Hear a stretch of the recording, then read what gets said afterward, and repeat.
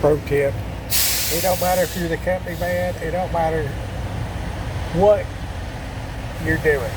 Whether it's your own business, your private home life, if you're a company man working for a company, you have got to stay on top of your business. Nobody else is going to do it. If you think that you're going to let the accountant run the numbers, if you think you're going to let the boss man know what to do with his truck and talk to the lead mechanic and then leave it in the hands of the mechanics on staff so you can go and take care of your own business, come back, nothing's done. You have got to stay on top of everything all the time. The second you take your foot off the gas, you're losing days. The second you you got to be aggressive. You got to be a dick about it. And then it's easier to lighten up than tighten up, so be a dick to begin with. If you're not a jerk to begin with, and then lighten up and be like, hey, we're all on the same team, you're doing it wrong. You're doing it wrong. If you're patty cake, baby stepping this thing and powdering everybody's ass and trying to get it done, you've already lost. It's not going to work. And different people respond to different things, but there has to be a solid consequence for not getting it done on time. You have got to establish that. There's no excuses. There's no reasons. None of that. The deadline is the deadline. So if you don't make it, then you're dead. And if you got to do this adjustment thing, like, well, I want them there at 3 o'clock, so I'll tell them 2:45. Fuck that. There's no room. There's no room for that. There's no room for that. Are they kids or are they grown-ass men? You know what I mean? And this whole be a nice guy thing, it has its place. You know, you can do it without cussing, and you can, straight fire somebody that ain't doing their job. You know, you can do that. You know, no is a complete answer and a complete sentence, and so is, well, I can't say all that at the moment. I'm just going to say this. If you don't stay on top of your business and you think you're going to pay someone else to get on top of there and do what needs to be done, you better stay on top of it yourself. You better stay on top of it yourself. You better be right there holding their hand, making sure any of your time critical, any of your resource critical in your business. Keep your mind on your business. And once they realize that's the way you are, that's cool. And then that's when you start dropping $100 bills. You say, here, look at this, Mr. Mechanic guy that I need fixed right now. Look right here. And you drop that $100 bill. It's pro tip. $100 bills are certificates of appreciation. Now, if I'd have come back and this had been done, I'd have dropped the $100 bill. But instead, I got to sit here and sweat and put up with it. So I'm dropping a $20 bill instead. So this guy didn't even realize this dude lost $80 by not having it done already.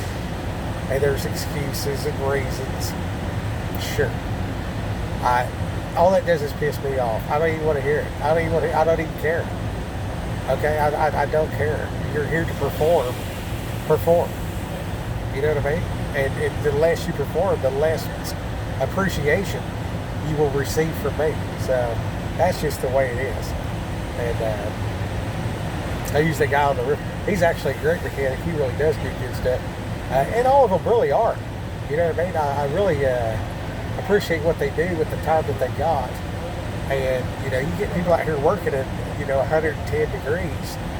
It's, it's a lot to ask of a man at 5, 6 o'clock in the evening to press as hard as he was at 9 o'clock in the morning when they got here. And like, why the fuck are you showing up to work at 9 o'clock?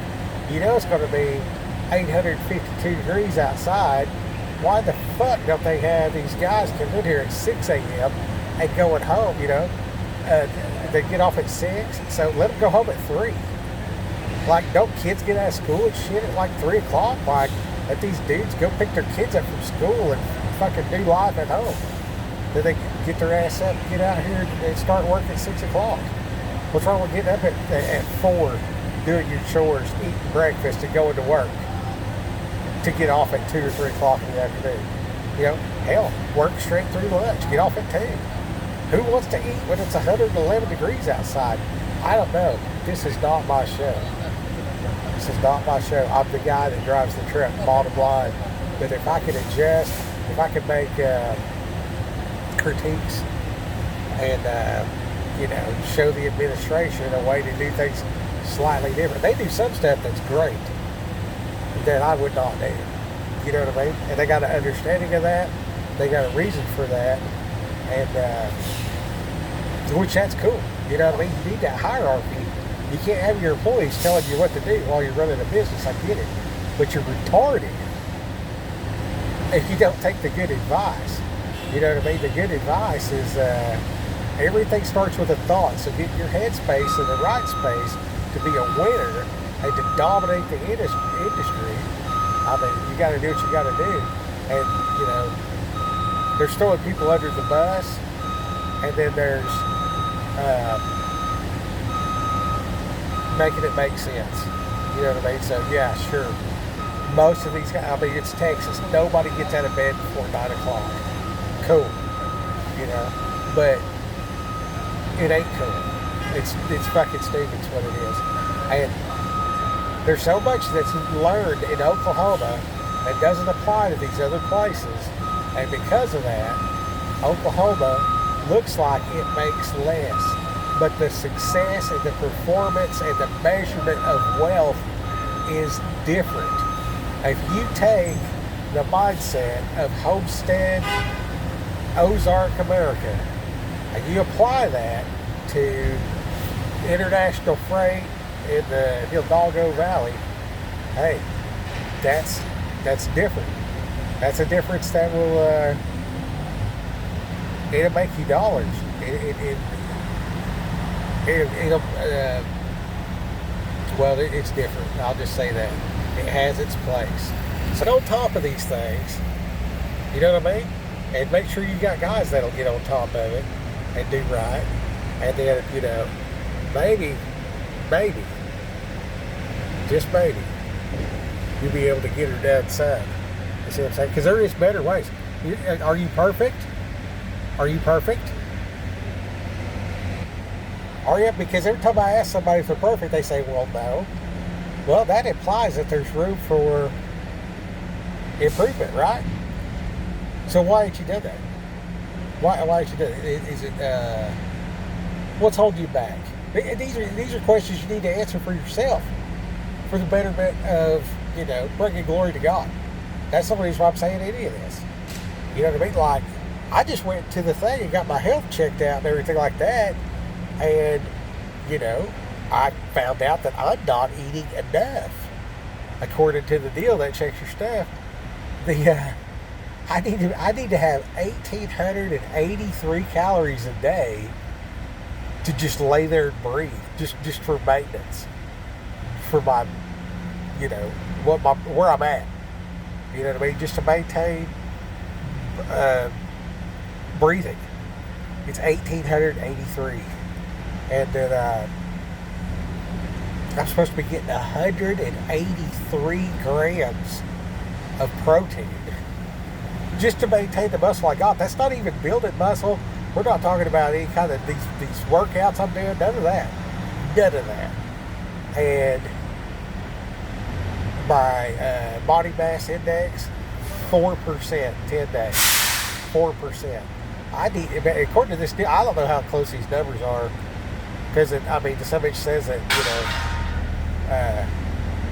that I could lose, 34 pounds of fat. And to hit where I'm trying to hit, it's saying 55. So 55 pounds of fat.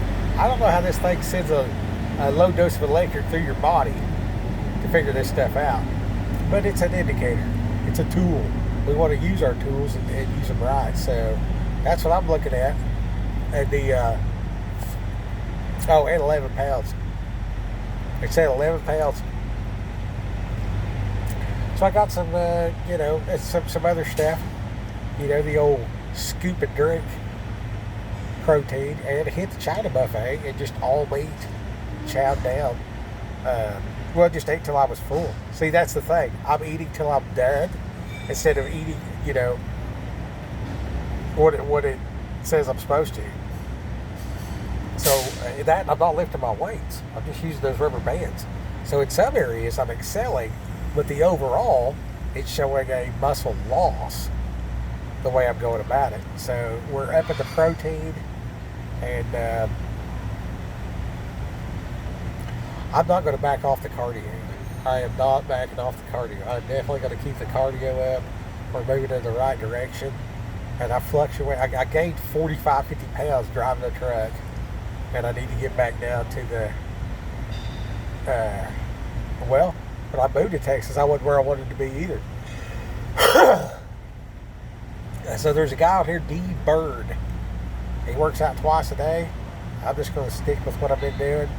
But D Bird, 4 o'clock Eastern on YouTube, twice a day, every day. A very motivational Christian guy. I think he's Catholic version. And then he's doing good things. So that's real good. And I'm going to get off here and stoke a fire under these boys and see if we can get her done. All right, Raquel, stay on top of it. You see how, I just want to point this out.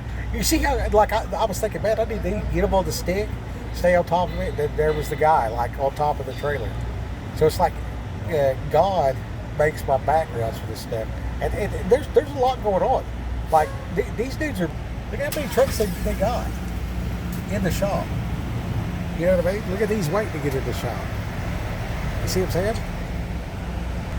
And some of this stuff is a 10-minute fix, and some of this stuff is all day. And they rebuilt the motor. They pulled it out, redid everything, and new cylinder sleeves.